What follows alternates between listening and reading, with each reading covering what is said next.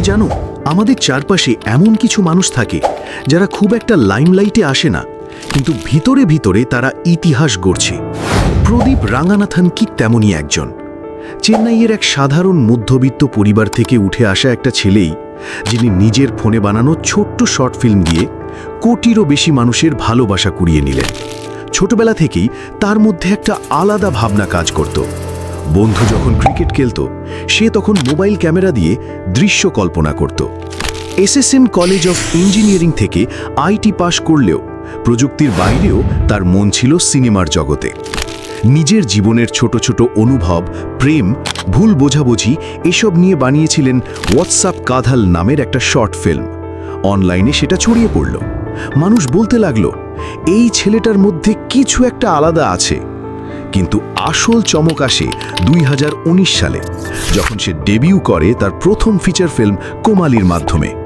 গল্পটা ছিল এমন একজন ছেলেকে নিয়ে, যে একটা দুর্ঘটনার পর 16 বছর কোমায় ছিল, আর জেগে উঠে দেখে দুনিয়াটা পুরোটাই পাল্টে গেছে। ভালোবাসা, প্রযুক্তি, সম্পর্ক সবকিছু। সিনেমাটা শুধু হিট না, তরুণ প্রজন্মের চোখ খুলে দেয়। সেখান থেকে শুরু হয় প্রদীপের নতুন যাত্রা। আর তারপর 2022 সালে এলো সেই সিনেমা, যেটা শুধু তার ক্যারিয়ার না, লাখো তরুণ তরুণীর জীবনে প্রভাব ফেলেছিল, লাভ টুডে। এই সিনেমায় সে নিজেই ছিল হিরো। গল্পটা আধুনিক যুগের প্রেম নিয়ে, যেখানে একটা প্রেমিক প্রেমিকা একদিনের জন্য তাদের মোবাইল এক্সচেঞ্জ করে, আর তারপরে যা ঘটে সেটা প্রেম নাকি ভাঙন, সেটা নিয়েই তো গল্পের আসল ম্যাজিক।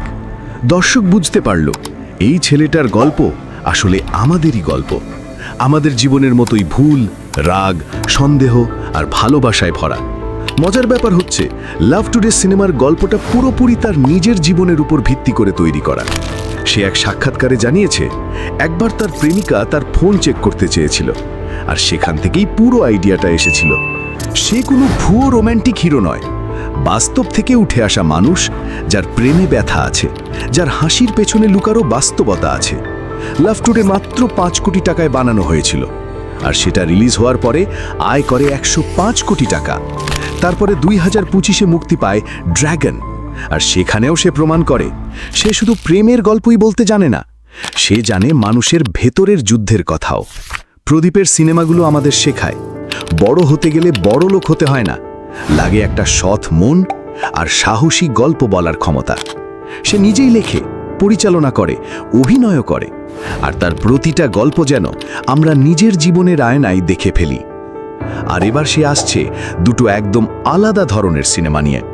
প্রথমটা ডুড, একটা রোম্যান্টিক কমেডি যার মধ্যে থাকবে অ্যাকশন আর তামিল স্টাইলে মাস ফ্লেভার। প্রকাশ হবে 2025-এর দীপাবলিতে। এরপর আসে দ্বিতীয় ছবি, লাভ ইন্স্যুরেন্স কোম্পানি। এই ছবির গল্প শুনলেই হাসি আর কৌতূহল একসাথে আসবে। ধরো কেউ প্রেমে পড়ল, কিন্তু ভয় পাচ্ছে ভবিষ্যৎ নিয়ে, তখন সে প্রেমের জন্য ইন্স্যুরেন্স করে নেয়। মানে, প্রেম ভেঙে গেলে ক্ষতিপূরণ। এই অদ্ভুত কিন্তু দারুণ মজার গল্প নিয়ে বানানো হচ্ছে লাভ ইন্স্যুরেন্স কোম্পানি। রিলিজ হবে 18 সেপ্টেম্বর 2025। প্রদীপ এই ছবিতে যেমন রোমান্টিক, তেমনি মজার আর স্মার্ট এক চরিত্রে হাজির হবেন। তাহলে বন্ধুরা, কোন সিনেমার জন্য সবচেয়ে বেশি উত্তেজিত তুমি? ডুডের স্টাইলিশ রাফটাফ প্রেমিক, নাকি লাভ ইন্স্যুরেন্স কোম্পানির মিষ্টি মজার লাভ পলিসি? নিচে কমেন্টে জানাও তোমার পছন্দ। আর এই রকমই আরও গল্প পেতে সাবস্ক্রাইব করে ফেলো গল্প রিলোডেড চ্যানেলটাকে। দেখা হবে পরের গল্পে।